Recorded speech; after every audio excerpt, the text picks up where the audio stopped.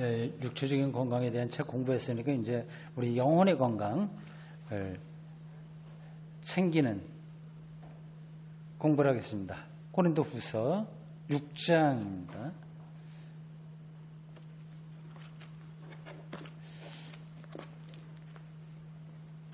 재밌습니다. 은혜롭고 이제 종종 이야기합니다만은 나이가 들수록 그리고 더 이제 공부하면 공부할수록 이 말씀이 정말 깊이가 있다. 그래 아주 실질적이다. 그런 걸 느끼게 됩니다. 그래서 그 성경 어디에 있는지 모르지만 가진 자는 더 많이 받고 없는 자는 있는 것마저 빼앗기리라고 하는 예수님의 어느 비유 말씀이 있죠. 그게 맞는 것 같아요. 이게 성경의 세계에 들어가면 조금씩 그 이해가 깊어지고 그건 마치 수영을 하는 거하고 비슷해요. 조금 깊은 데로 점점 들어가게 되면 더 풍요로워지거든요. 자유로워져요.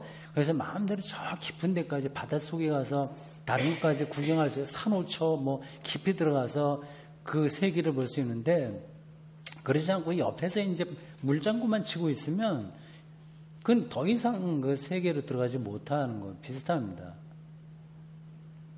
오늘 여기서도 오늘 그런 걸 느낄 수 있어요. 먼저 1절부터 10절까지 요거 읽고 이제 두 번째 단은 11절부터 이제 18절 이렇게 나누어집니다. 자, 교독하겠습니다. 1절부터 10절입니다. 우리가 하나님과 함께 일하는 자로서 너희를 권하노니 하나님의 은혜를 헛되이 받지 말라.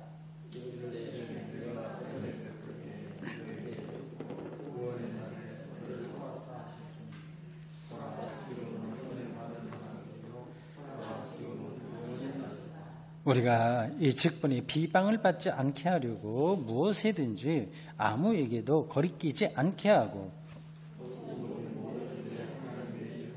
괜찮아요. 내 맞음과 가침과 난동과 수고로움과 자지 못함과 먹지 못함 가운데서도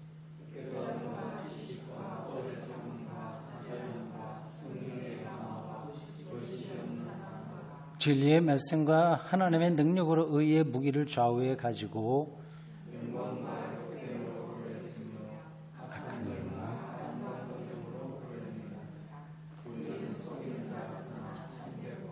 무명한 자 같으나 유명한 자요 죽은 자 같으나 보라 우리가 살아있고 징계를 받는 자 같으나 죽임을 당하지 아니하고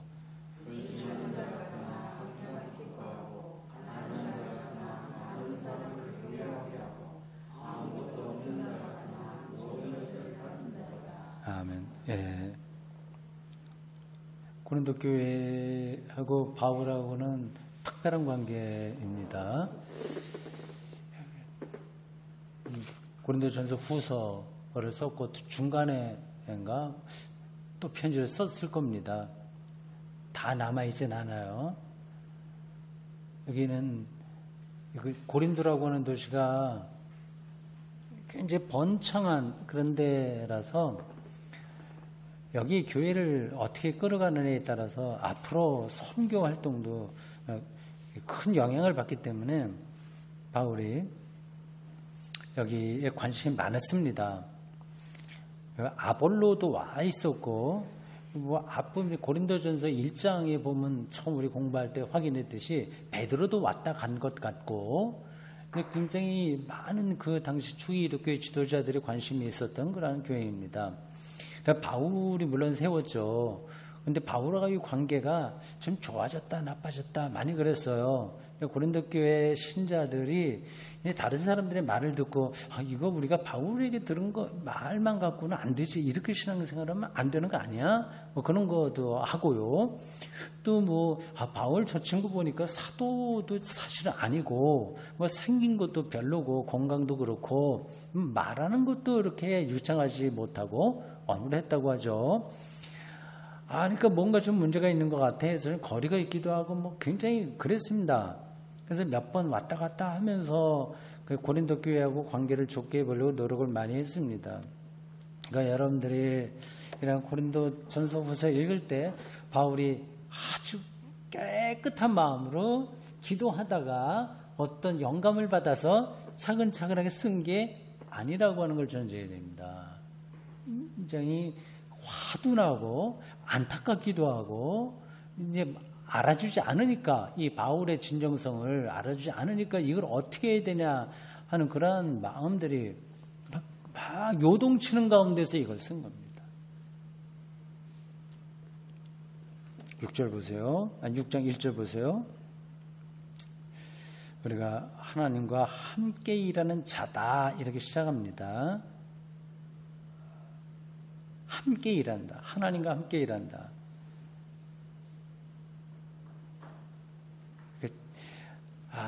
이런 확신, 이런 믿음, 이런 경험이 필요합니다. 바울만이 아니라 지금 우리들에게도 마찬가지예요. 하나님과 함께 일한다. 오히려 하나님이 주도적이고 우리는 그걸 따라간다. 하나님과 함께하는 일하는 사람. 그게 전제된다면 뭐 교회도 마찬가지죠. 뭐 알아주지 않는다고 해서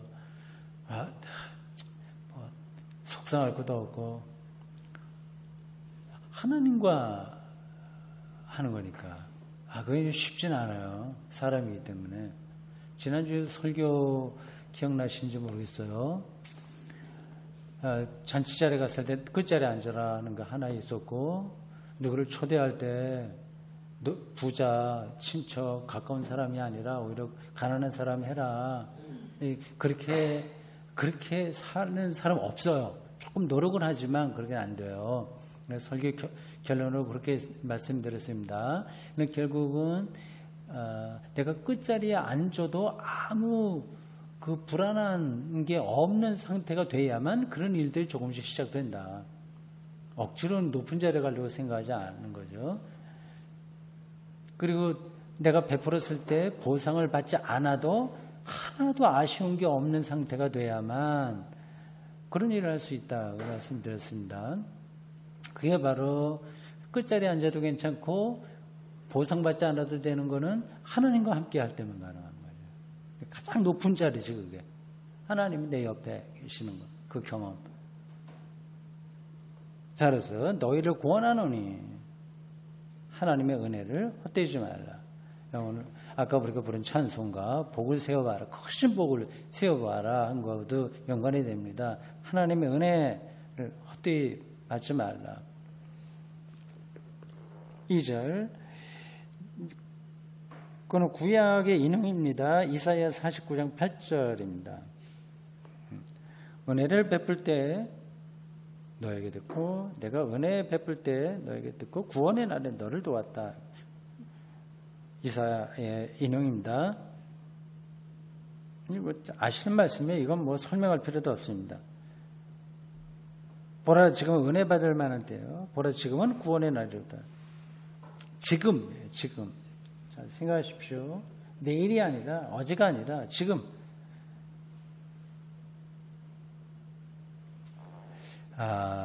참 이런 영적인 긴장감 그리고 거기에 대한 초점을 맞추고 사는 게 신앙의 핵심입니다.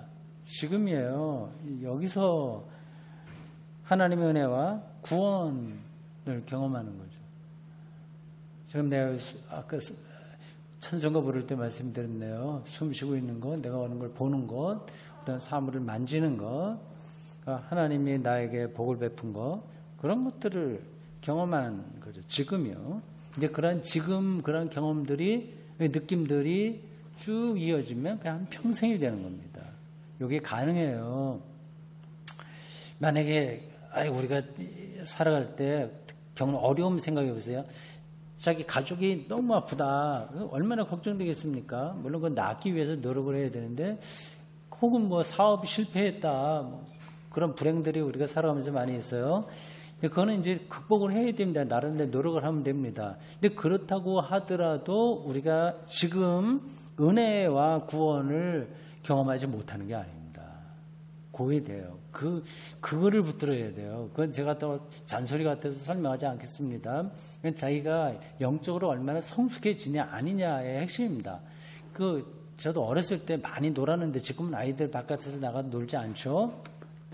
놀 때 딱 지치게 하면 계속 그걸로 이렇다 땄다 해갖고 막 성도 나고 막 싸우기도 하고 그렇게 됩니다. 그럼 가지고 있던 거 다 잃으면 그럼 하늘이 무너지는 것 같아요, 아이들 세계엔. 그럼 이제 어른이 되면 그런 걔는 안 살잖아요. 지금 뭐 사업이 망했다, 누가 아프다, 이거는 어렸을 때 딱지를 다 잃은 거와 같은 그러한 심정입니다. 또 우리가 어른이 된다면 거기서 이제 은혜와 구원을 그걸 찾을 수 있습니다. 그게 경험이 됩니다. 어떻게 돼? 그것도 설명하지 않겠어요. 찬송가의 말을 빌리면 천사가 보호하는 거예요. 그런 순간이 틀림없이 올 테니까 걱정하지 마십시오. 인생을 이렇게 되면 어떨까, 저렇게 되면 될까, 걱정하지 않으셔도 충분합니다. 3절, 우리가 이 직분이 비방을 받지 않게 하고 무엇이든지 아무에게도 거리끼게 하지 않고, 그러니까 이 바울이라고 하는 사람 말이죠. 내가 얼마나 칭찬받을 거냐 아니냐 그런 것에 대한 관심이 별로 많지 않았어요. 사람이니까 왜 완전히 없겠습니까만 그건 너무 작은 거예요. 그 사람에게 중요한 건 내가 하는 이 일, 그러니까 예수 그리스도 이 일, 그러니까 하나님의 일꾼으로서 그 일, 직분이죠. 직분. 3절에 보면 직분이 비방받지 않기 위해.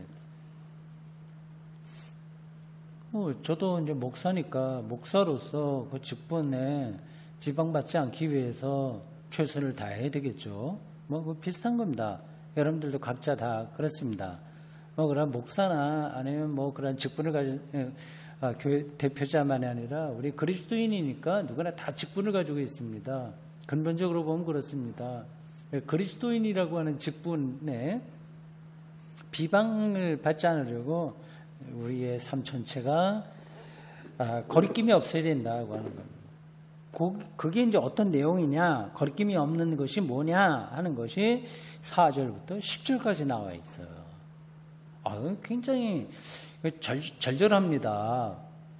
이건 우리 그냥 잠깐 읽어오면 되지만 그 당시에 바울이 어떤 심정으로 이러한 글을 썼을지 상상이 가요. 보세요. 5절까지, 4절에서 5절까지는 어려운 문제만 얘기합니다. 견디는 것, 환난, 궁핍, 고난, 매맞음, 이거 아주 실질적인 겁니다. 어디 나왔죠? 하나 가만 매를 몇 번 맞았다고 그러더라?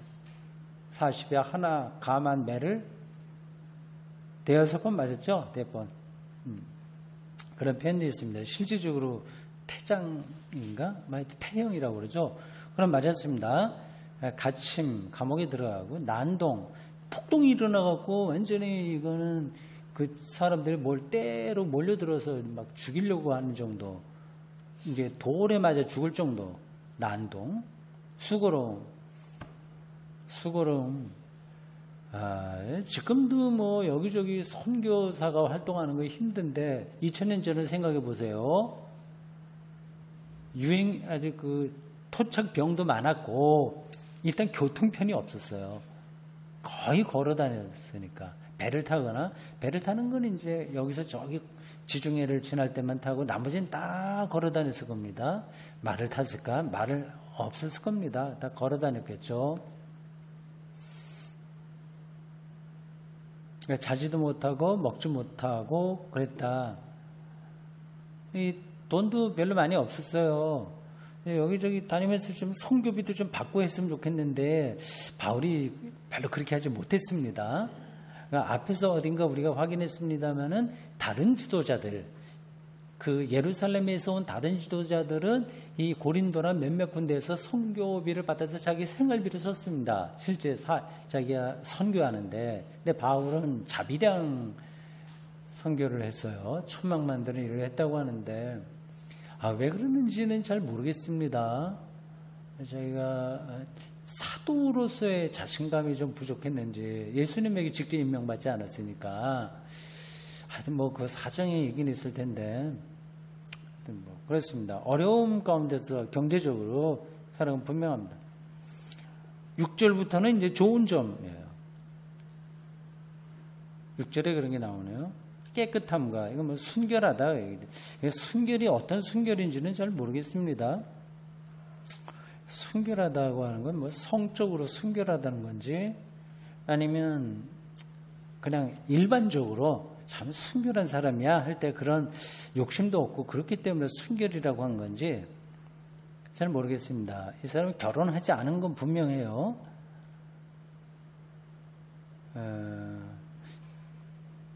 그렇고 어쨌든 순결하고 지식, 이 사람이 지식인 맞습니다. 오래 참, 인내심도 있었고 자비함, 성령의 감화, 거짓 없는 사랑. 앞에서는 약간 힘든 문제고 소극적인 네거티브라고 하면, 그러한 일들이라고 한다면 이제 6절에서는 좀 포지티브한 그런 거예요. 순결, 지식, 오래 참, 자비함, 성령의 감화와 거짓 없는 사랑.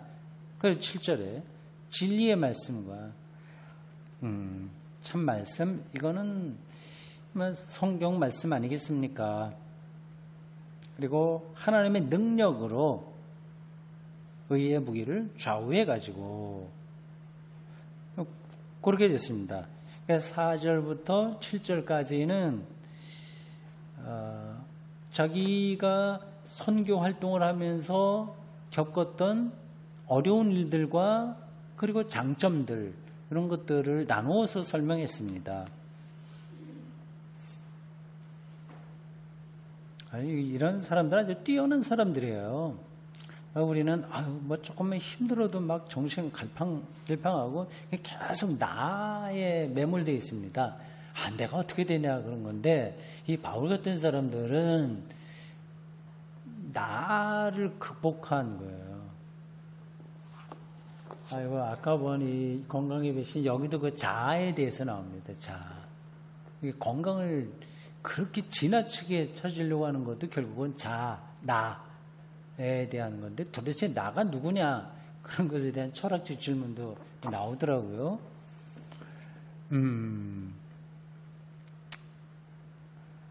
기독교적으로 본다 하면 너를 부인하고 나를 따르라, 뭐 그런 거, 부정하고 그런 거 있죠. 그거는 이제 자아에 대한 부정이라고 할 수 있습니다. 이게 이제 현대 사고방식하고는 다른 거예요. 현대는 계속해서 자아를 강화시킵니다. 너라고 그래. 너 사랑받기 위해서 태어났어. 너 뭐 그게 다 이상한 건 아니나, 그게 하나님의 사랑을 느끼는 건 좋은데 그거보다 자아를 강화한 너에 대한 강조가 너무 심합니다. 이게 극복이 안 되면 곧 편하게 못 죽어요. 자아라고 하는 게 축소돼. 우리 자기를 부정하라, 성경, 기독교 영성가들은 많이 얘기하는데, 그게 좀 미묘해서 설명하기 힘듭니다. 자학으로 떨어져라? 그거 아니거든요. 자기가 내가 누구의 아빠야, 누구의 남편, 누구의 아내야, 난 뭐야, 뭐 계속해서 그거를 통해서 자기를 확인하려고 하는 거는 끝이 없습니다. 그럼 불행한 거예요. 근데 그거를 넘어서는 거, 그게 자아가 축소되는 거죠. 최선의 길은, 뭐 다른 사람들은 그렇게 얘기할 거예요. 예수라는 사람, 예술 뭐 등등. 시인들은 그렇게 합니다. 그렇게 하도록 둬두세요. 그것도 필요한 겁니다. 우리는 기독교인으로서 하나님 안에 들어가는 거죠. 근데 그거는 자아마저 넘어서는 그런 신앙입니다. 이 바울이 그런 사람이었어요. 내가 어떻게 되느냐보다는 직분, 자기가 맡은 직분을 어떻게 잘 감당해야 되느냐, 그걸 지금 설명하면서 자기가 경험했던 좀 부정적인 부분들, 매맞음, 어려움, 갇힘 이런 것하고 그리고 좋은 부분들, 순결하고 지식 뭐 그런 거를 좀 나열했습니다. 8절. 여기 이제 우리말 성경으로는 조금 이해하기가 까다롭습니다. 영광과 욕됨으로 그러했으며 악한 이름과 아름다운 이름으로 그러했느니라. 우리는 그렇게 거기까지만요. 영광과 욕됨으로 그렇게 했으며 이게 뭘 어떻다는 얘기예요? 대충은 알겠는데 깨끗하게 들어오진 않죠. 직분을 감당하는데 매맞음도 있었고 순결한 것도 있었고 쭉 그렇게 담대하게 의의 무기를 좌우에 가지고 이렇게 활동을 했다. 그러면서 그런 과정에서 어떤 일이 벌어졌냐? 영광을 받기도 하고 욕됨도 받았다는 얘기예요.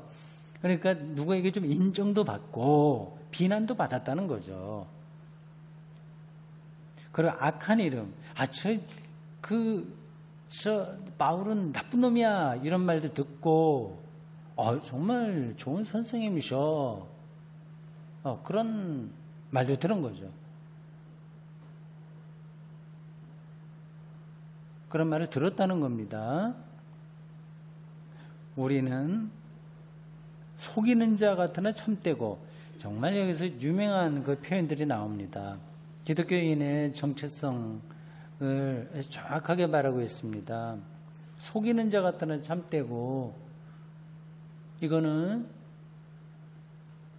사람들이 우리를 보고 저 거짓말하네, 속이네 그렇게 말한다는 거예요. 그러니까 예수 그리스도가 십자가 달리시고 부활하셨다는 말을 속임수다 이렇게 얘기하는 거죠. 그렇게 사람들에게 들릴 수가 있습니다. 그렇지만 그런 얘기들을 사람들이 하지만 우리는 정말 진리 참된 걸 얘기했다.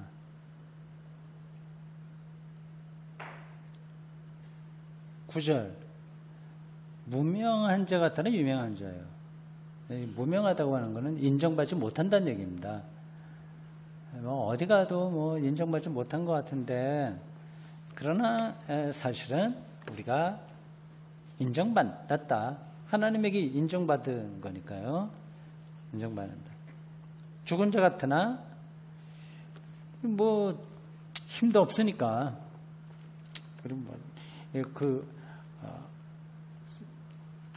다른 어떤 큰 세력에 비해서 아주 힘이 없으니까 죽은 자 같지만 그러나 하나님 안에 살아있다. 징계를 받는 자 같으나 정말 어려운 일이 많았거든요. 그러니까 저 하나님에게 징계받는 거야. 유대인들이 생각을 했겠죠. 징계받는 것 같지만 그럼 우리는 아직 죽지는 않았다. 10절. 근심하는 자 같으나 근심 너무 많으니까 근심할 거리가 많으니까 그렇게 보이긴 하나 항상 기뻐한다.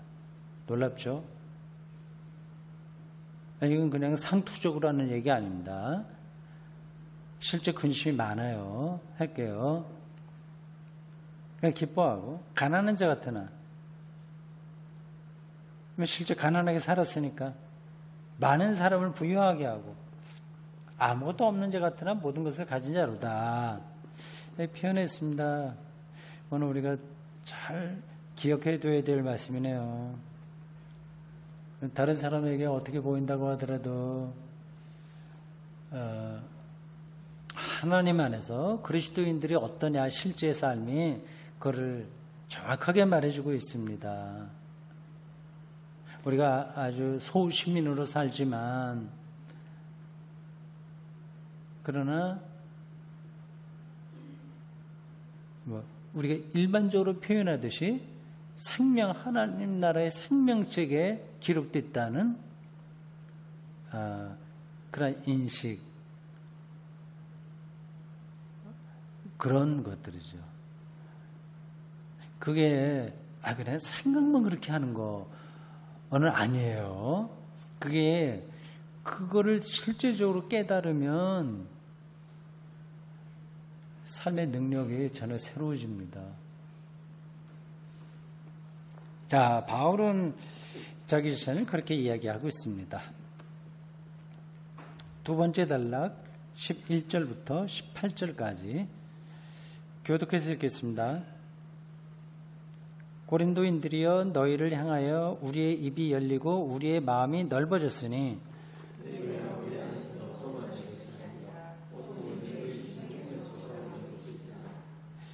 내가 자네에게 말하듯 하노니 보답하는 것으로 너희도 마음을 넓히라.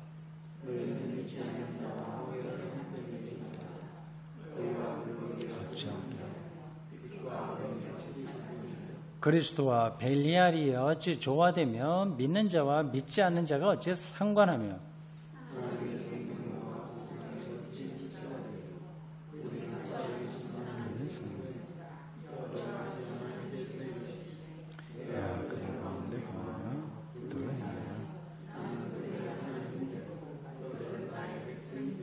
그러므로 너희는 그들 중에서 나와서 따로 있고 부정한 것을 만지지 말라. 내가 너희를 영접하여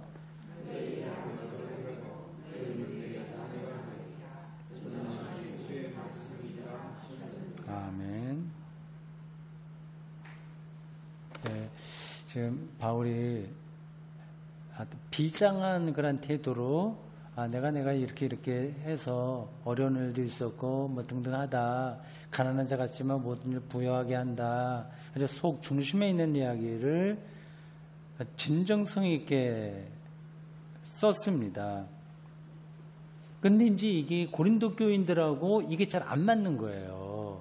그래서 그 어려움이 있습니다. 11절에 보면 우리의 입이 열리고 우리의 마음이 넓어졌으니 얼마든지 당신들 받아들일 준비가 됐다. 그 전에 우리를 배척했던 거, 그거 기억 안 한다. 그 뜻 아니겠습니까? 그래서 마음이 넓어졌으니까, 12절에,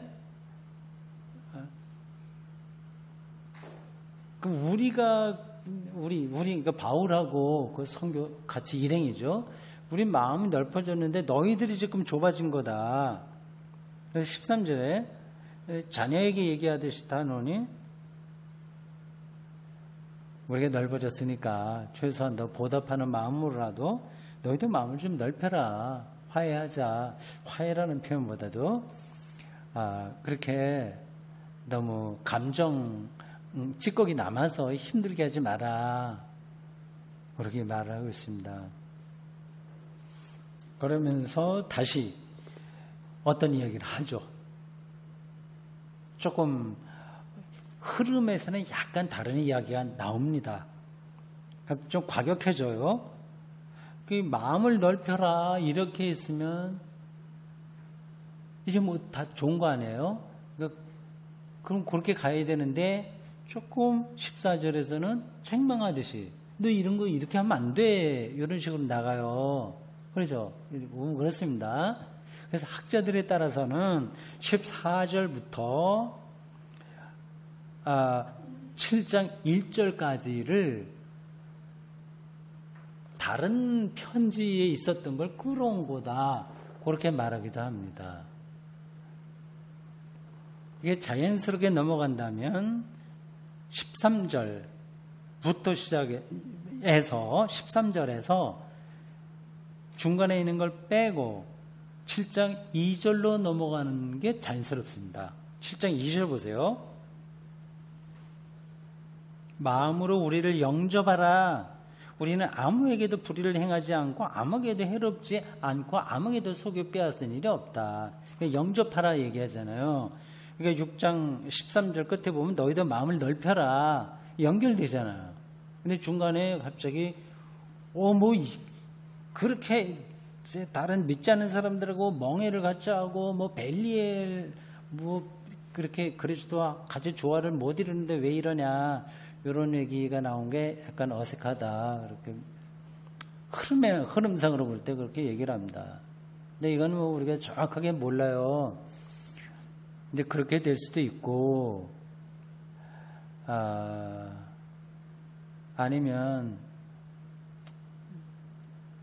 이렇게 쓸 수밖에 없는 어떤 피치 못할 사정이 있을 수도 있고, 또는 어떤 사정이 있을까? 뭐 피치 못할 사정에도 포함되는데 이럴 수도 있습니다.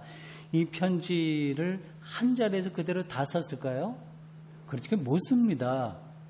지금은 이제 워드처럼 이렇게 쓰거나 조금 올라가면 펜으로 쓰지만 그 당시에 쓰는 것 자체가 힘들었습니다.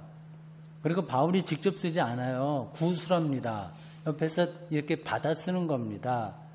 그러면 먹을 갖다가 찍어야 되고, 그때 먹인지 뭔지 모르지만 파피루스에다가 썼겠죠. 시간 많이 걸립니다. 쓰려면 며칠 걸릴 수 있어요. 그러니까 6장 13절까지만 썼고, 이제 좀 쉬었다가 뭐 하루 쉬거나 뭐 쉬었다가 다시 쓰다 보니 갑자기 어떤 생각이 나서 요거를 중간에 있는 거를 쓰고 이어간 게 아니냐, 이렇게 볼 수도 있습니다. 100% 우리가 아는 건 아니에요. 일단 우리는 이렇게 돼 있는 걸로 전제하고 봐도 틀리진 않습니다. 그리고 많은 사본들이 다 이걸 그대로 따르고 있어요. 사본들. 모든 성경은 다 사본만 있습니다. 그것도 참 특이합니다. 이게 사본이 없었으면 어떻게 될 뻔했을까요? 성경이 없는 거죠, 뭐. 바울이 이제 고린도서에 편지 쓸 때는 거의 아마 파피루스에서 쓴 겁니다. 가죽에다도 쓰는데, 가죽은 너무 비싸니까 그거 쉽지 않습니다. 아주 특별한 경우 아니면. 근데 그거를 보내면 좀 보고서 흐지부지 없어질 수도 있었는데, 누군가 그걸 100개 쓴 거예요, 사본으로. 그걸 또 누가 또 100개 쓰고. 그래서 이렇게 역사에 살아남은 겁니다. 그러니까 없어진 게 사실은 더 많을지도 모릅니다.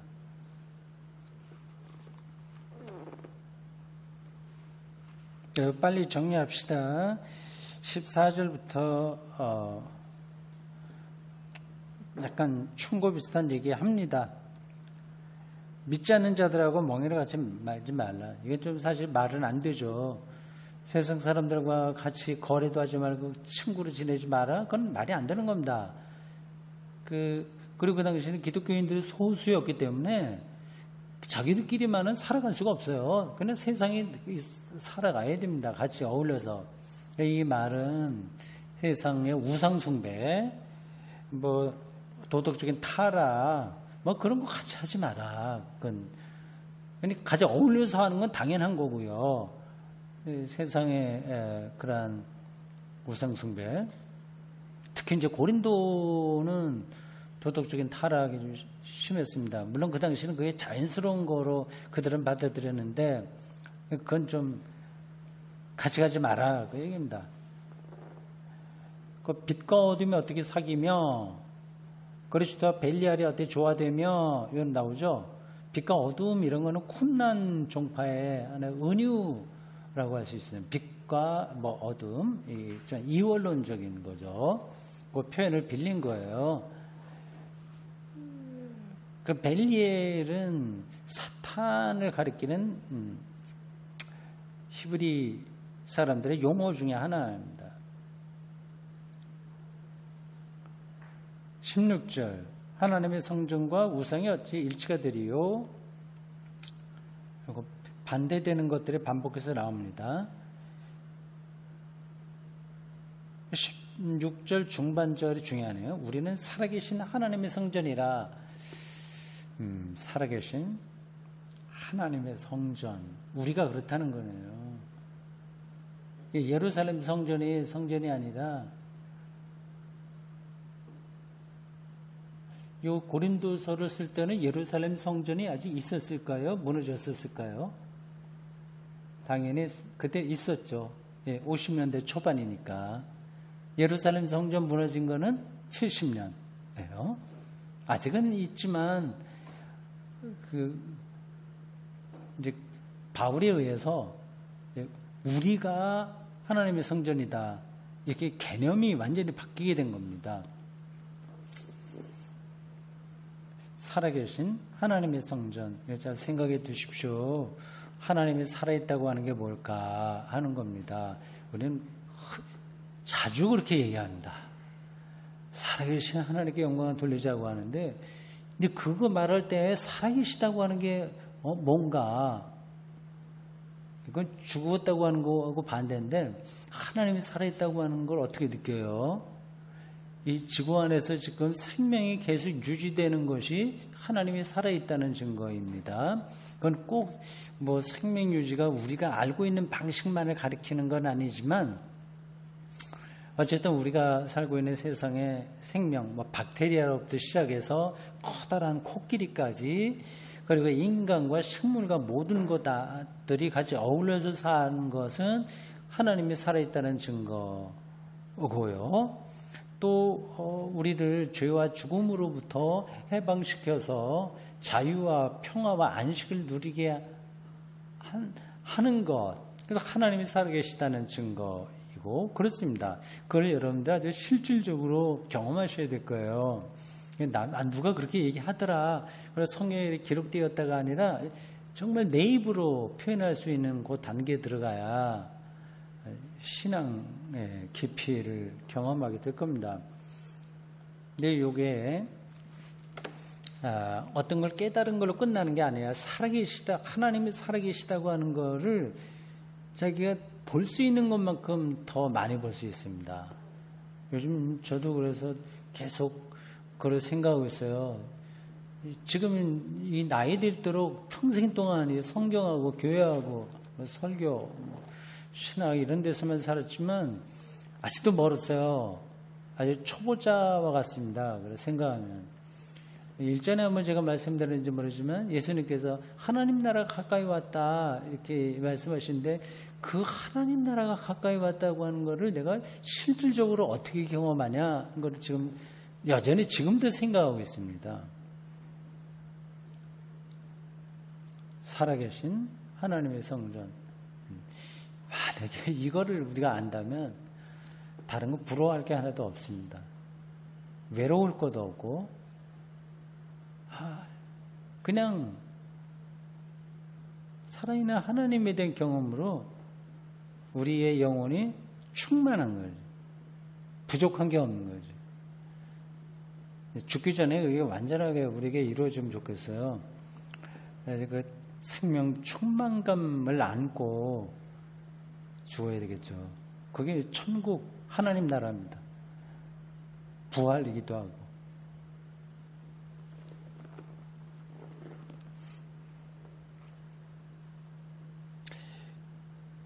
거기 구약을 또 인용했습니다.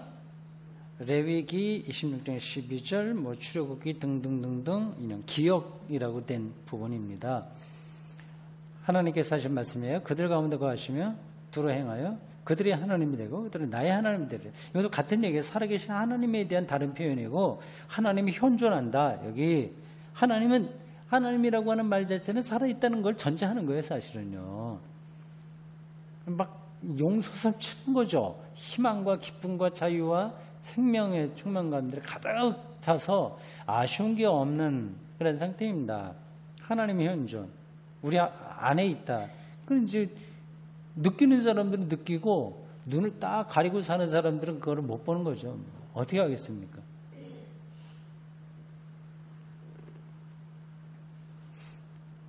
자, 마지막 18절.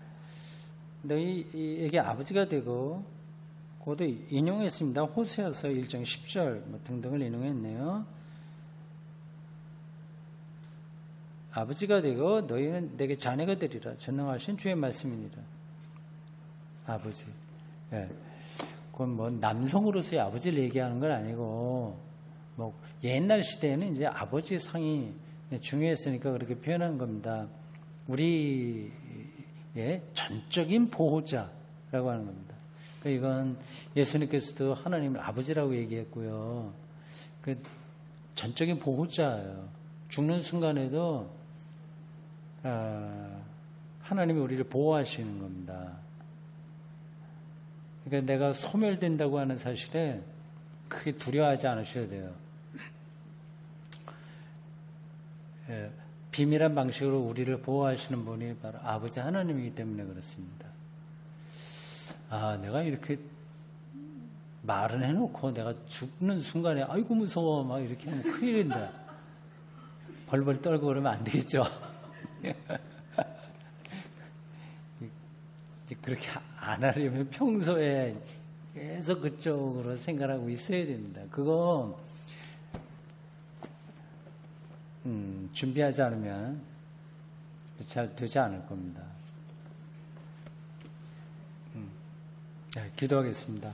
주님, 이렇게 가을 장마가 계속되는 중간에 저희들 2019년 후반기 성경 공부를 오늘 처음으로 또 시작했습니다. 가을 장마라니 참 아름답고 귀하고 예쁘고 또 놀라운 일 아닙니까? 아니 그것만이 아니라 모든 것들, 온 세상에 하나님의 영광이 가득하다는 그 사실을 증명하는 거 아니겠습니까? 오늘도 저희들 이 좋은 시간에 하나님의 말씀을 같이 공부했습니다. 이 과정을 통해서 우리의 신앙이 하나님 경험으로 가득하도록 인도해 주십시오. 흩어집니다. 며칠 동안도 각자 열심히 즐겁게 행복하게 성실하게 살다가 주님의 날 다시 기쁨으로 만나기를 원합니다. 예수님의 이름으로 기도합니다. 아멘. 수고하셨습니다.